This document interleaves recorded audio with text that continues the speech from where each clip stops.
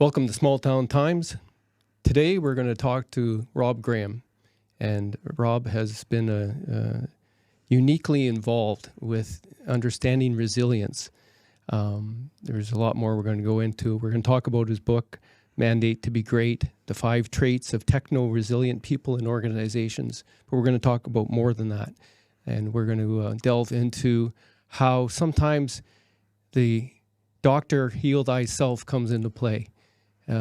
All the knowledge that we gain through life and we promote and we advise others to do things.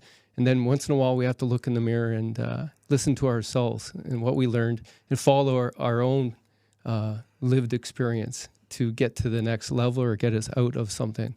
So it should be an interesting conversation. Thanks for joining us. Rob, thanks for being here.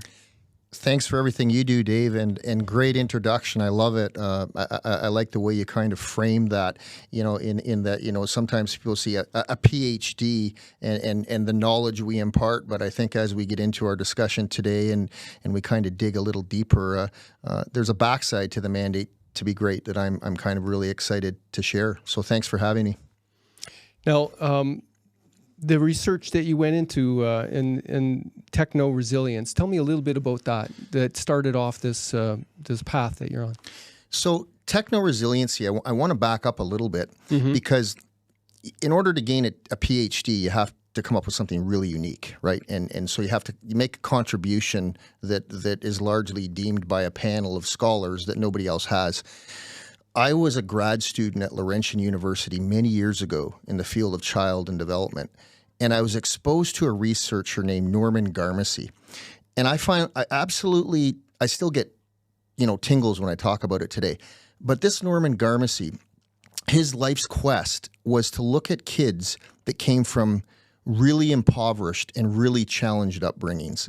And he said, man, if I can identify kids that come from really socially deprived kind of upbringings, but go on to become leaders and very influential people. And if I could look at their coping mechanisms, and if I could put that under a microscope and somehow tease out, how they did it, how they overcame versus they were being overcome by their challenges, then we could teach others in similar situations how to be resilient. So when I landed in England at Lancaster University, I already had an idea of what I wanted to do my doctoral research.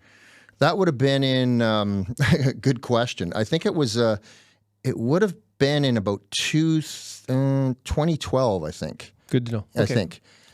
And I was in a PhD program, Technology Enhanced Teaching and Learning and Network Learning at Lancaster. Fabulous program, great experience, international students, and that experience was incredible. So what I did is I took Garmacy's concept of vulnerability and resilience, and I stood it upside down and I said, what if I could go into organizations that were trying to make use of technology, but they had a bunch of lack of funding. They had lack of knowledge, lack of personnel, right? Barriers. But somehow they were overcoming these things and making technology work. I really focused on educational organizations. And if I could then find out, what they were doing to be better, do better, and make others better by integrating technology, then I could teach these things to other people and organizations. And so I took Garmacy's theory, which impacted me profoundly as a grad student at Laurentian, turned it upside down and created the concept of techno-resiliency, which is really about how do we do more with less. Got it. Fast forward a little bit. What year did you come out with your book, Mandate to Be Great? Mandate to Be Great. I believe it came out in 2018, 2019. Yeah. Oh, okay. Right. And this followed that what you did in Lancaster, right? With the techno-resilience? It did, but Dave, what was in between that? All right, so let's get to, I don't know if we'll call it the Oreo cookie or not in terms of what's in between, because it didn't taste as good as an Oreo would.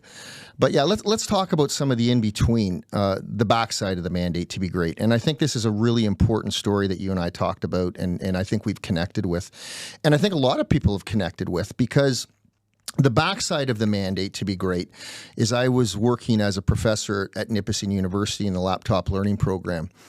And Nipissing is why I came to North Bay in the first place. I came here. I was teaching in Hawaii at the time, and a good friend of mine asked me to be best man in his wedding. And he was getting married in North Bay. I was scheduled after my time in Hawaii to go to McMaster University in Hamilton and start my degree in psychology.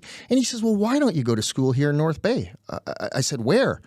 And I'll never forget, he took me up the road, winding up to the hill, and I saw the very humble campus at the time, Nipissing University. And I said, this is where I want to go. Long story short, Dave, is I actually was the 2015 Distinguished Alumni at Nipissing. I did 3 degrees at Nipissing. I taught for 11 years full-time in the Faculty of Education there, and then I taught there part-time for many years. So, largely my heart and soul resides at Nipissing. But I guess the backside of the mandate to be great is in 2015, I was living on a mountaintop.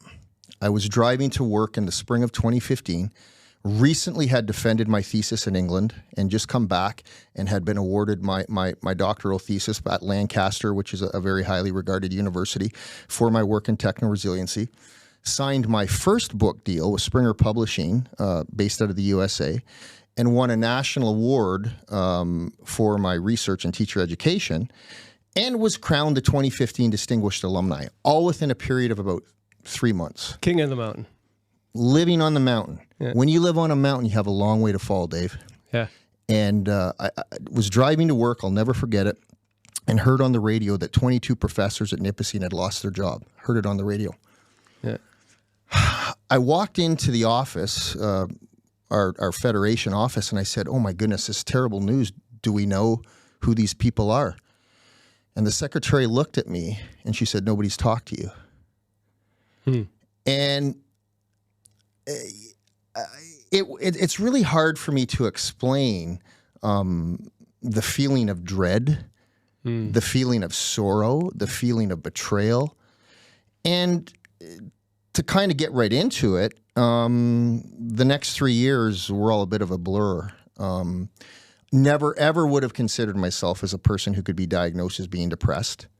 Would have never considered myself as a person who'd be on suicide watch. And in that time frame, my heart stopped on a CAT scan table. Never even been in a hospital. Had to go to Sudbury for an angiogram. Long story short is bitterness, anger, resentment, depression. It eats you from the inside out. They couldn't find anything wrong.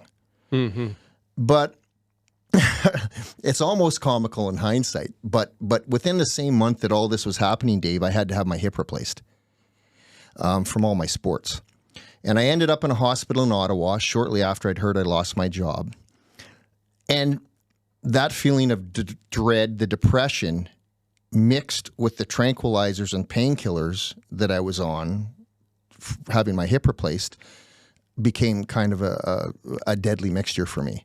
And I found when I landed back in North Bay, that combined with alcoholism and drinking took me down a very, very dark path. But, sharing that story, Dave, I mean, sure, gut-wrenching. I know there's a lot of people out there who can relate and have similar stories, perhaps. Do you have family? Definitely. Yeah, how old were your kids when you were going through this? My kids at the time, I had a daughter who was like 6 years old, and my other daughter was about 10 or 11. A wife who's an educator. And it was my wife who kind of shook me out of it, because we talked about this the other day, Dave, is I remember at the bottom, my wife said to me, you're supposed to be an expert in resiliency. You did a PhD in resiliency. It's time for you to show some resilience. And that's really where the mandate to be great was born out of. During COVID, I got up at about 5 a.m. every morning and I said, it's time to take some of my vision for what I wanted for my work in the Faculty of Education and to bring it to life. Mm-hmm. And that's when the mandate to be great was written. You found your purpose again. Yeah, I guess so. But that purpose has even changed, because now... Well, a purpose for the time, right? Exactly, I think we all need purpose, and it changes and evolves, and we have to keep finding that purpose. Yeah, I think so. But that purpose for me, writing The Mandate to Be Great and the 5 Traits of Techno-Resiliency, that purpose has evolved because now I realized my research on techno-resiliency is very much related to resiliency. So I branched out to now working not just, with organizations about how to integrate technology and how to overcome the barriers and challenges they face, but now sharing my personal story of resiliency and how I had to use my research and my background in resiliency to actually literally stay alive. When did you first share your story of resiliency to the public? Yeah, and that's a great question because it literally, the first time I ever did that was last spring when I was invited by the wing commander at CFB to be a part of the mental health day. And I had shared with one of my friends and colleagues who works at the base. He knew my story. And he said, Rob, you would be an excellent candidate to speak. I did serve in the military briefly as well, and was invited to play hockey for the Royal Military College back in the 80s, so I did have a military connection. And so that was the first time I had shared my 5 steps to post-traumatic growth to a military audience. And that was the first time, I guess we could say, I kind of came out of the closet, right? Right. I guess if we want to look at it like that. Well, the first time you expose your vulnerability in life to the public. And I think, there's a lot of stereotypes. Those are hopefully breaking down today, but as a male to come out and talk about, suffering depression and somebody who's always been viewed as lived on a mountaintop and has apparently achieved something. And it just kind of seems, odd that, Dr. Rob Graham, I'm not coming to speak to you about this. I'm coming to speak to you about the backside of the mandate to be great. But the interesting thing about that, Dave, it's really resonated. And there's a lot of people out there today that I think can really benefit from my story, but not just the story, but then how did I and how am I? Because it's not a fait accompli. It's an ongoing journey. And like I said to you the other day, anybody who stands up in front of you and says they've got it all figured out, I still battle demons. I still battle anger and some resentment towards things that have happened. And so it's a process. But now taking that story and then applying my work and my research on resiliency and then trying to help people. My real desire, Dave, is to look at people that have lost their job later in life, like myself at age 50. I mean, I suffered the ultimate midlife crisis, I suppose. Mm-hmm. I play in a band called Midlife Crisis, too, whether you know that, with Pat O'Kane and Glenn Zabarillo and Jimmy Golden. And we've been playing locally for 20 plus years, but I suffered a real midlife crisis. So I'm really hoping and I'm really thankful for this conversation because I want to find avenues forward to help people like myself that have suffered job loss later in life, maybe feel lost and are battling with depression and purpose, as you've said. And so that for me is exciting, that because I've spent my whole life with a desire to inspire as an educator, and now I still have that similar desire to inspire. But it's really, really important. My whole life I had a desire to inspire, but I really was kind of closed down to getting inspiration back. And I always used to say to my faculty students, you better have a desire to inspire as an educator or get out. But what I realized when I wrote the book is that's not enough post-COVID. Because if you only have a desire to inspire, and if all we're doing is offering inspiration, but we're not willing and able to get it back, or we don't have avenues to receive inspiration back, you'll run the tank dry. You have to be open to inspiration. You have to be, in my humble opinion, you have to have a desire to inspire as an educator, as a leader, working in a business and organization, but you had better also be open to allowing inspiration to come back. I, for most of my life, had a deep desire to inspire. Wouldn't say that I was always open the other way. Well, you figured you had it all figured out. I did. Yeah. But then I realized when I wrote the book, and when you read it, you'll say, I say you must have a desire to inspire, but you must equally be open to inspiration.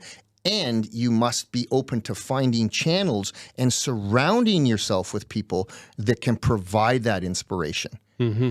And when I did my research for the book, I found that the organizations that I was studying, largely there was a work culture where there were people who had a desire to inspire others, but they equally were vested and open to getting inspiration back. And it was an observation that I had made through my research. There's a lot of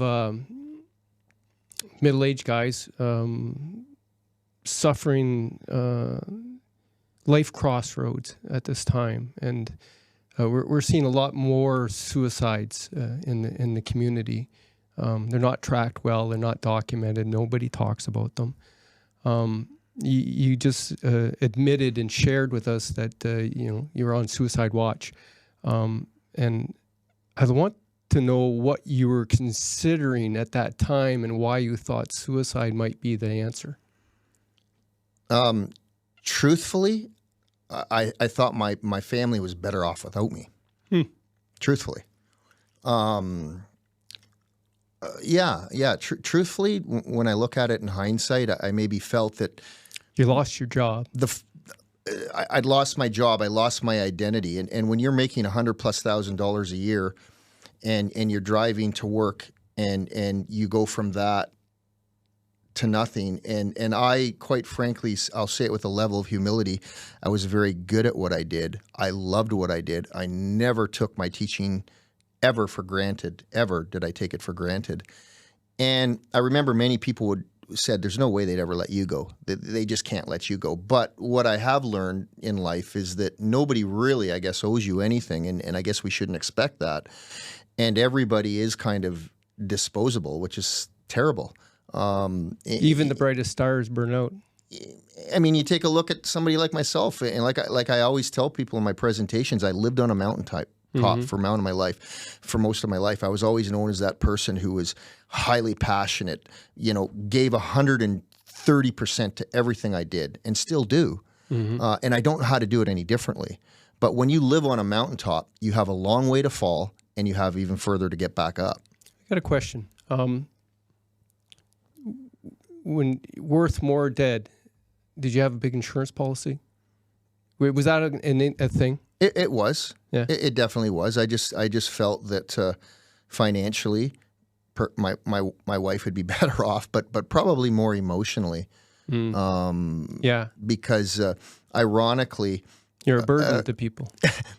I'll tell you a funny story. When I was going through this, I came back from Ottawa. And the one thing that I've always used in my life, Dave, to kind of take the edge off has been going to the gym and working out and sports.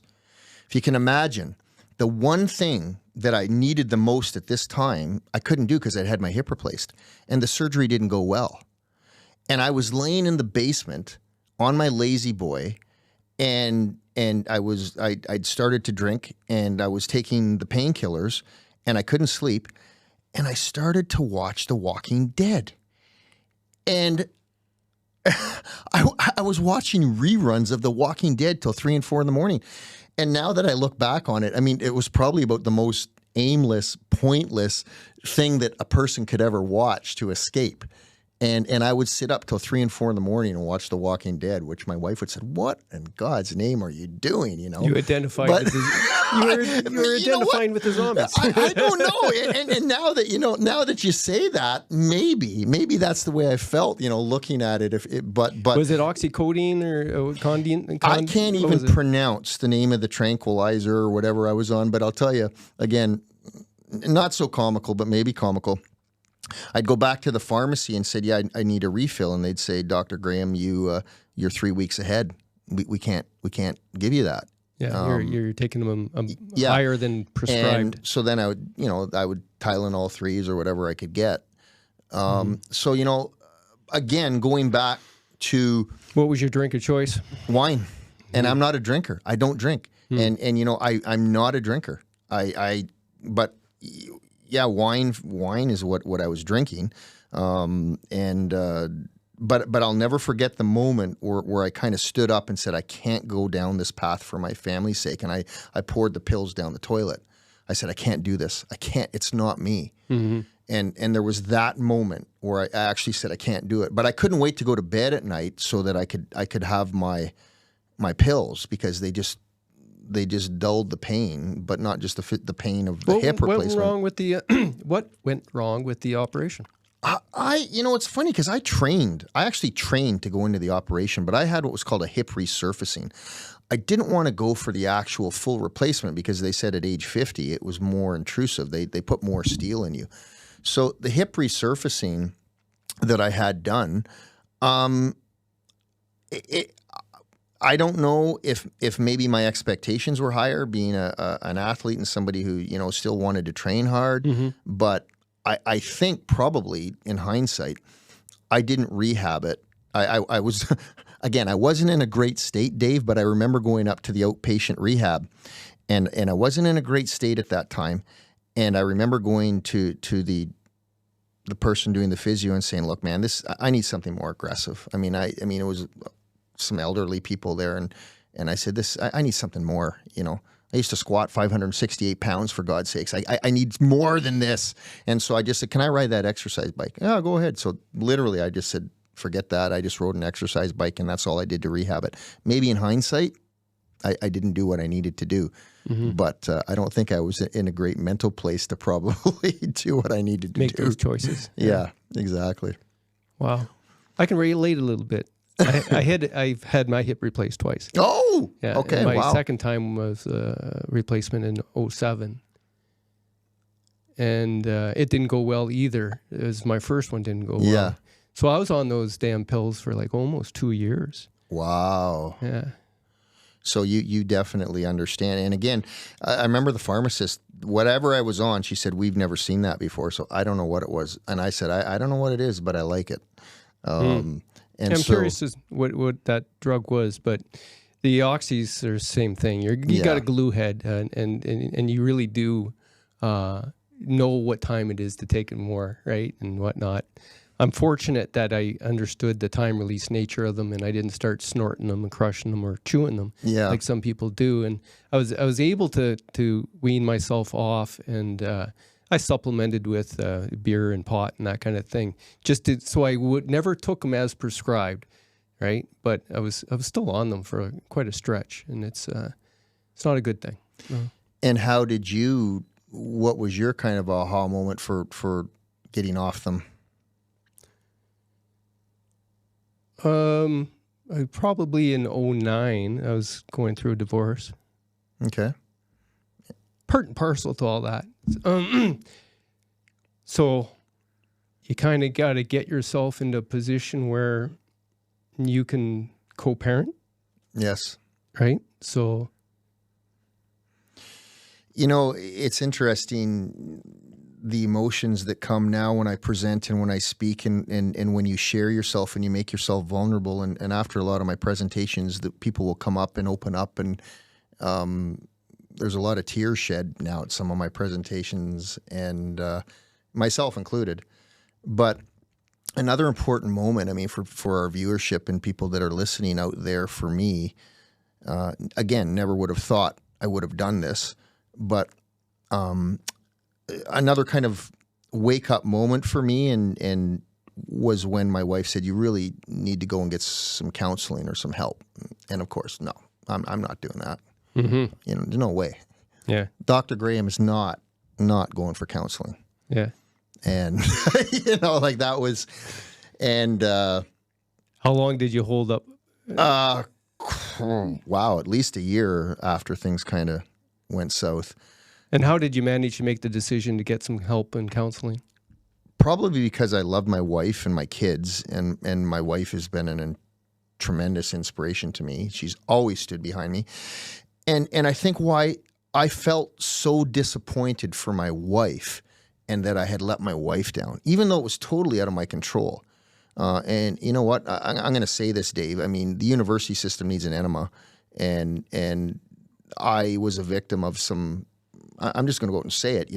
Some lack of leadership and just plain outright misspending and lack of vision, and unfortunately we won't get into that today. But I think the university system in general needs an enema, and so it was out of my control. But even still, I felt like such a letdown to my wife, to my family, and of course, I did a $50,000 PhD at the ask of the university.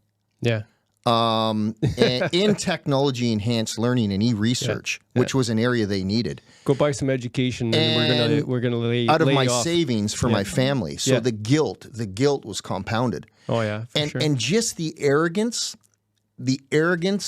and just the way I was dismissed. Yeah. It's fun. Bitterness is a poison, right? Like just because, right? Whether it's earned bitterness, like you have a right to be bitter sometimes, but if you carry that, it's a poison.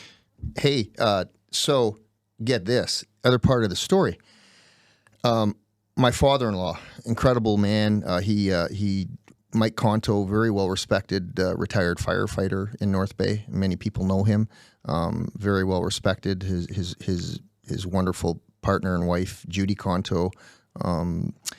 My father-in-law was over having a coffee with me one day, and I had shared with him that, I said, Dad, I kind of the other day I found myself on my back, kind of staring up at the ceiling, and it was really weird. And he said, "Really?" And it was ironic that about 20 minutes later, I kind of fell off my chair and had a seizure in front of him.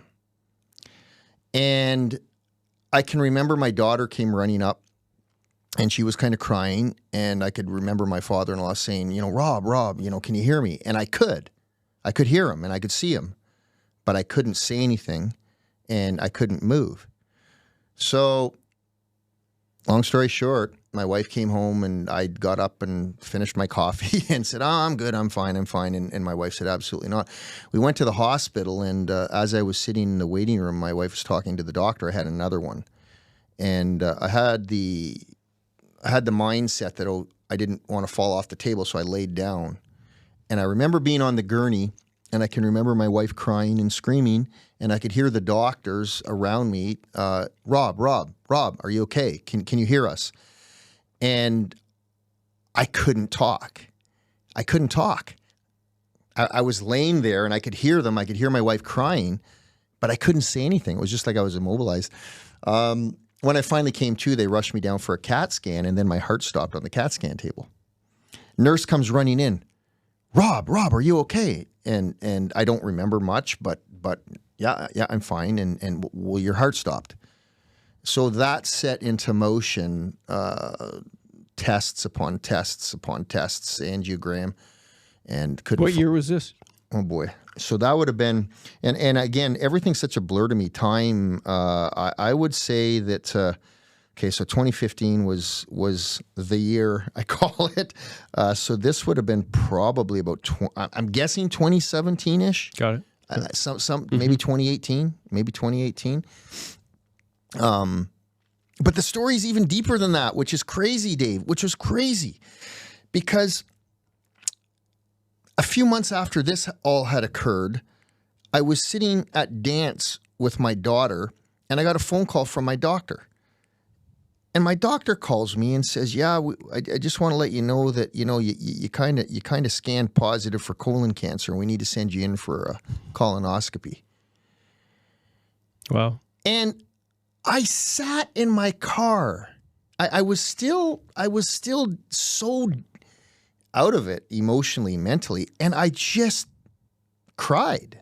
And I said, "How can it go so far south?" You know what I mean? Like, what did I do to deserve this?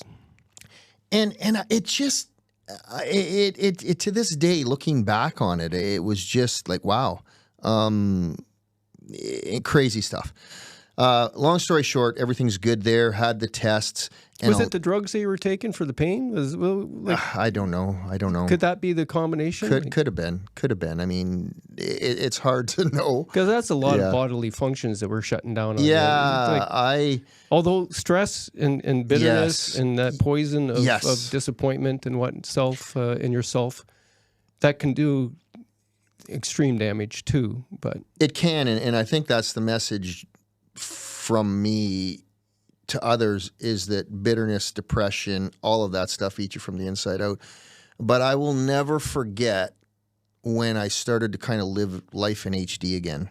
mm-hmm. And I had said to my wife when she dropped me off to have the colonoscopy, I said, if the good Lord will just grant me this, You made your deal. And when and I'm not going to say the name of the nurse, but I know the nurse very well, and he basically wheeled me in and held my hand. He said, everything's going to be fine. And after the colonoscopy, I'm not going to mention this nurse's name. He came up to me and he said, I'm just going to tell you, you're good. And that was such a relief for me, not having to wait. Yeah. And when I walked outside with my wife, and it was a beautiful spring day, and I just remember it was kind of the moment I said, okay, it's time to live life in HD again. Good for you. So, yeah. So when you're talking to people about resiliency, how does somebody get those skills? So, couple things. Talking about resiliency. For me, there's lots and lots of definitions out there, and Simon Sinek, who's kind of like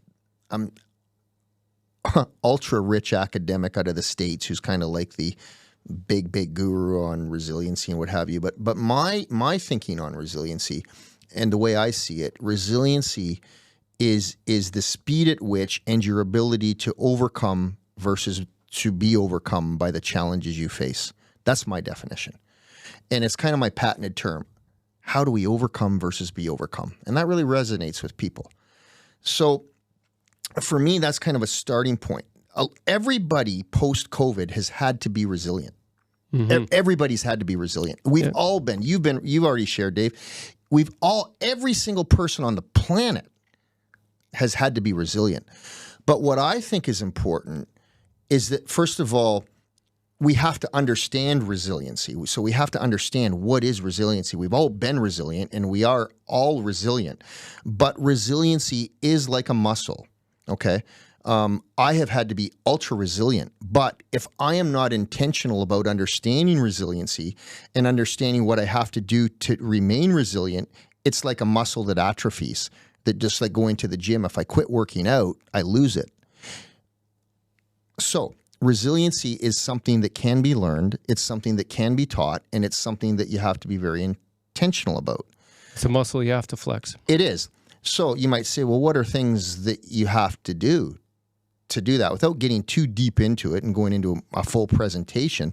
But first of all, understanding what is resiliency, then being able to pinpoint and identify times in your life that you have been resilient, and then looking back on those and reflecting on them, and then seeing how you felt during those times, and what were some of the things you did to kind of overcome versus be overcome. So I would argue, and I would suggest, that one of the processes of becoming more resilient is you have to be reflective, and you have to be willing to look in the mirror, and you have to be able to identify those times in your life, and then you've got to be able to, some people will journal it. I'm not a journaler per se, but I know for me, one of the things that when I was going through all my health issues, I train up at CFB North Bay.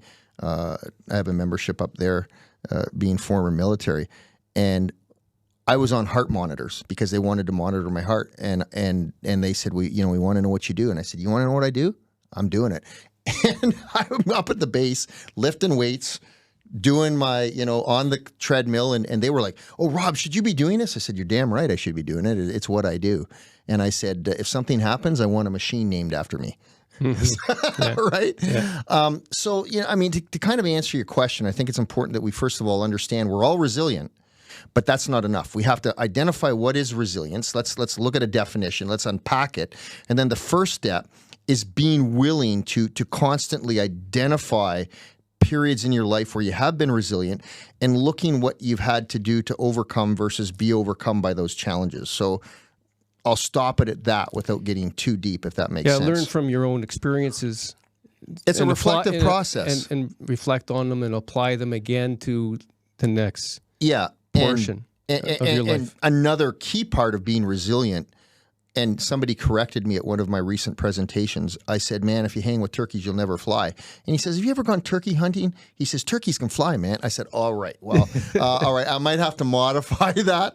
But so the fact of the matter is another part of the resiliency piece is surrounding yourself with people who have a desire to inspire and are open to be inspired themselves. Mm-hmm. That's also an important part of resiliency, right? And organizational resiliency too. One of the unique concepts that I came up with is, people say, well, you have to think outside of a box. I don't like that. I say you have to think inside of a circle. And people say, what do you mean by that? Well, if we think about an organization, the circle represents the boundaries. Let's call it the mission statement. Let's call it the vision. So that's kind of what encircles the people in your organization. So we have to have those boundaries, kind of the glue that binds us. The reason I like the image of a circle is because there's no corners to get hung up in. Okay, so there's no corners. And then we want to fill that circle, and this is the important part. Good leaders know this, and I would argue that university people don't know this because they don't want this. You want to fill the circle with people who have a desire to inspire, open to be inspired, but who are divergent thinkers. You need divergence. You need people that are willing and able to think differently than you. True leaders know that, right? Because that's how you build and grow, and that's how you innovate.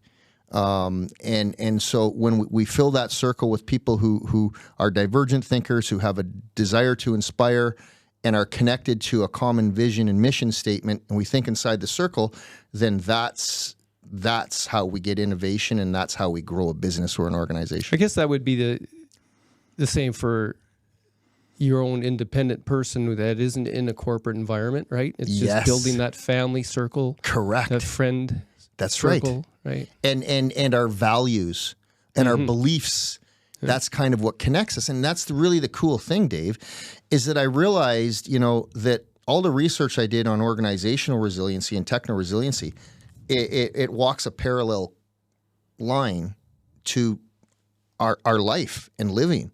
And so literally a lot of the work in the resiliency, techno-resiliency, it translates very nicely.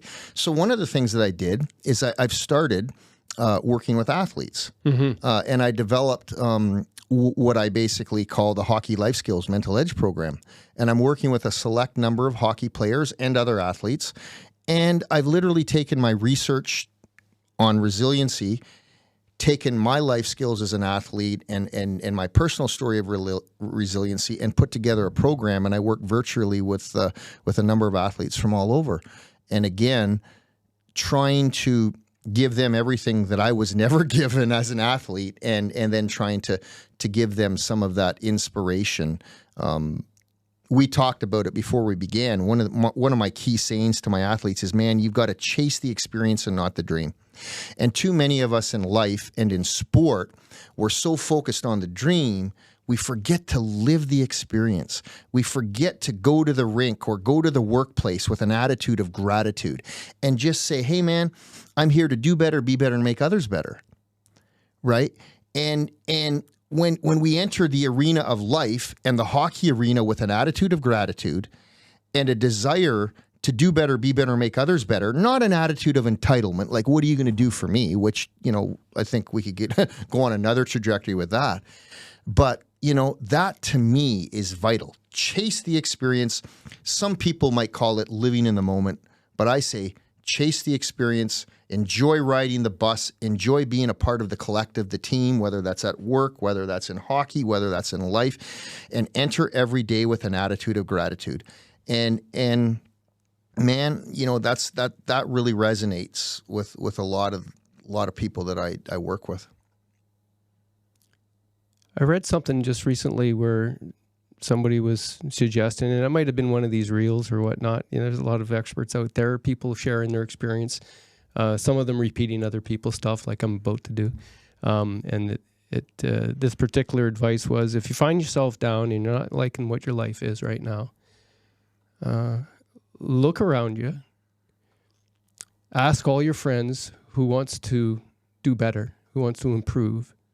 And those that do, you form a little group of doers that want to do better, and you focus you tighten up your circle a little bit, and it's just like you're saying, have some support people that are doing the same thing, trying to improve their lives, so you can help each other through it.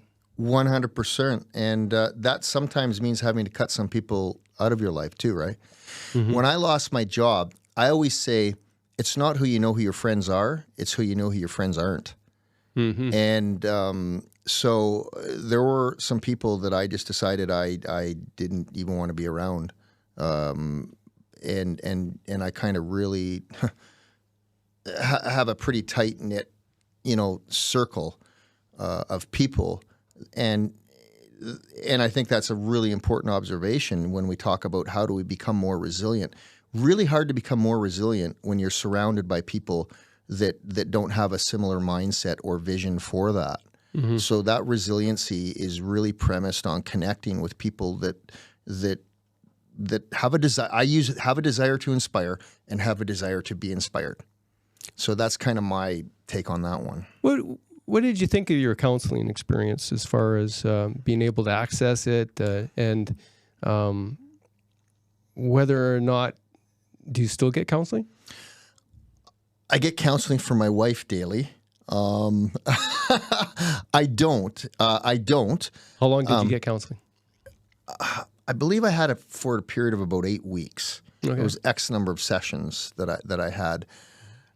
How did that help you? I got to be truthful because when I went in, I'm not using ageism. I'm not using ageism here, but the counselor that sat across from me had to be about maybe 26, 27. Yeah. And it's hard not to think they don't have the real life experience that can help you. Yeah, it was. It was when you're hard. Twice their age. Yeah.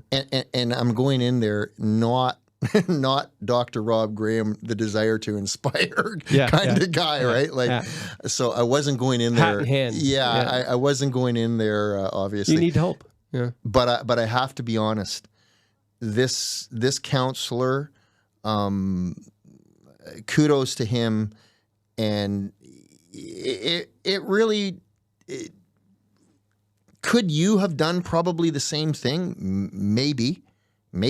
Because really, in my humble opinion, what this counselor did is he listened. He listened. Right.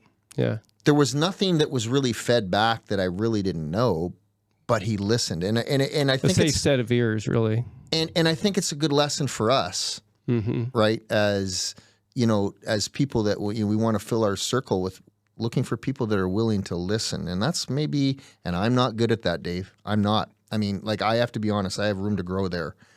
But there are some people out there that I know, and I have some friends that are willing to just sit there and listen.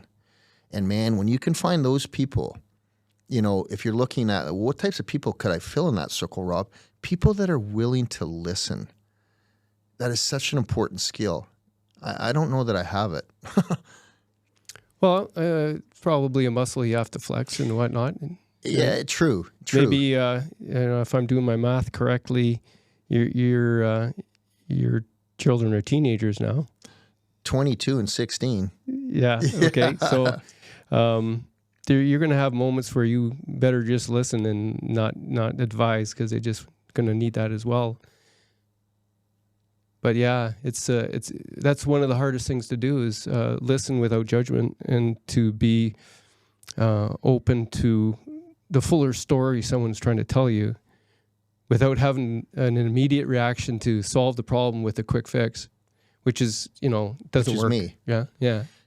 And for the people listening out there, I can tell you, there was about maybe two people when I was going through my situation. One in particular, she would call me regularly, and she would text me, and all she would do is just say, "Thinking of you." And even today, I have a very dear friend battling cancer.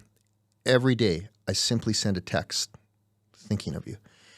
And I can't tell you how much that meant to me. So don't think that when you're working with, or you have somebody in your family, it doesn't have to be a deep, hard-on, one-on-one counseling session. A simple emoji with a heart and a muscle that meant the world to me.